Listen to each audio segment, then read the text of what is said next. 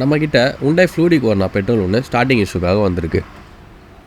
என்னடா இன்னைக்கு வித்தியாசமா விபூதி பூசிருக்க? இது விபூதி இல்ல, நம்ம கம்பெனி முத்திரை. இக்னிஷன் ஆன் பண்ணி செக் பண்ணால் கீ லைட் வரல. ஒயரிங்ஸ், ஃபியூசஸ் அண்ட் ரிலேஸ் எல்லாத்தையும் செக் பண்ணால் எல்லாமே நல்லா தான் இருக்குது. ஸ்கேன் பண்ணி செக் பண்ணதில் ஸ்கேன் ரிப்போர்ட்டில் இம்மோபிலைசர் ஸ்மார்ட்டாக நோ ரெஸ்பான்ஸ்னு வருது.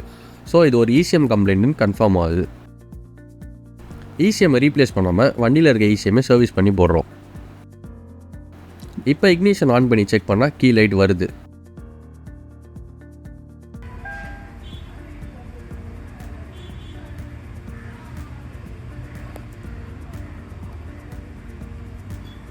கீ லைட் வந்ததுக்கப்புறம் கிராங்க் பண்ண உடனே வண்டி ஸ்டார்ட் ஆகிடுது.